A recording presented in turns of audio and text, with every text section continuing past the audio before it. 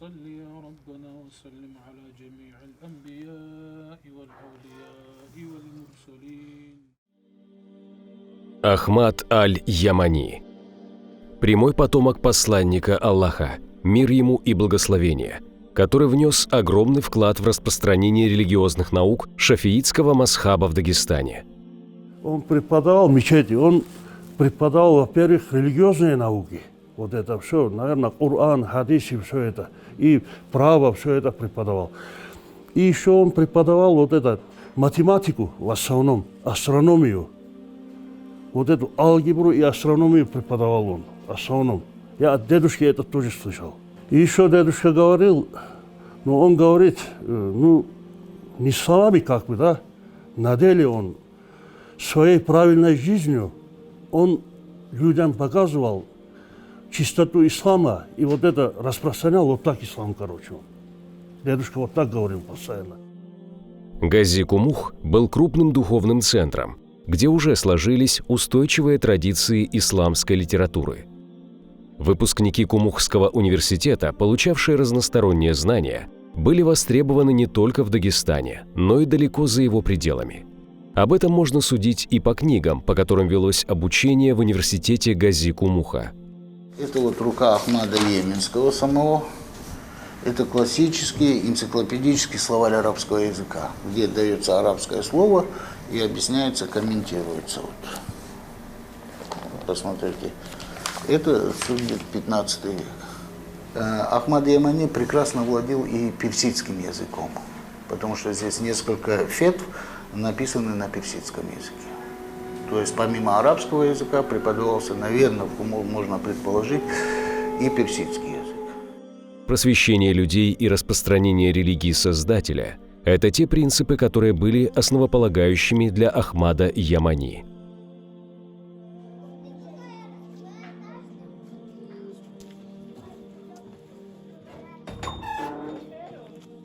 Говоря об Ахмаду Ямани, это великая личность. Он является прямым потомком пророка Мухаммада, саллаллаху алейхи вассаляма. Человек, который переехал в селение Казикумух, в самое необходимое время оказался в Казикумухе и вел свой просветительский образ жизни, наставляя людей на правильный путь ислама. Альхамдулиллах, шукру, что хотя бы мы, хотя я простой мусульманин, но шукру, 1000 раз шукру, что вот так получилось, что я с вами рядом нахожусь. Да. Спасибо нашему муфтию, который вот это все на лакцию такое внимание обращает. Лакский район – это кузница богословов и праведников, которые сыграли огромную роль в распространении духовно-нравственных ценностей в обществе. Шейхи Сайфулла Кади Башларов и Джамалуддин Кази Кумухский, ученый-богослов и потомок пророка, мир ему и благословение Ахмад аль-Ямани и многие другие любимцы Всевышнего – это те люди, чья благодать распространилась на весь Дагестан.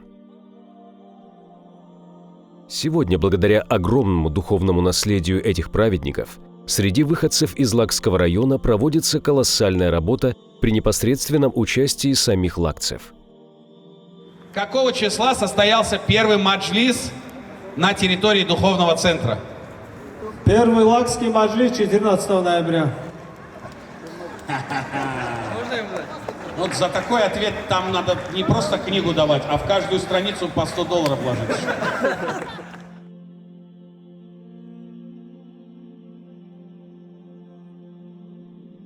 Сегодня мы видим, как в былые времена возрождается религия Всевышнего Аллаха в Лаки.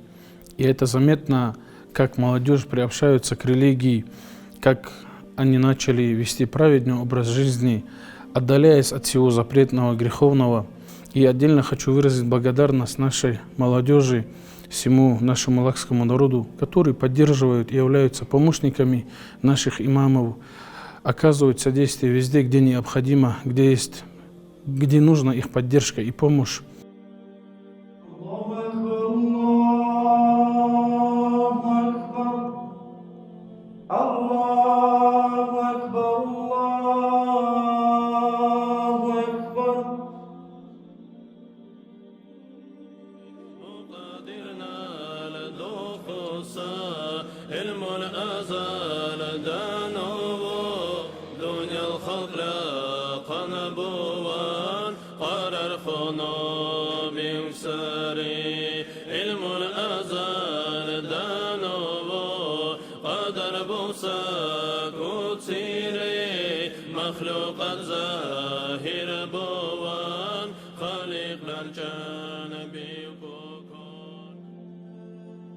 Здесь умер он чумой заболел. Чума была у него, вот по источникам Али Каяева, он же историком был, он собирал информацию вот это. По его информации он от чумы умер. Умер от чумы в 1450 году умер он. А может там история тоже разная вот это бывает. Мы просим Всевышнего, чтобы Он всегда вел нас по правильному пути, пути праведных предшественников, каким был потомок пророка, мир ему и благословение, Ахмад аль-Ямани.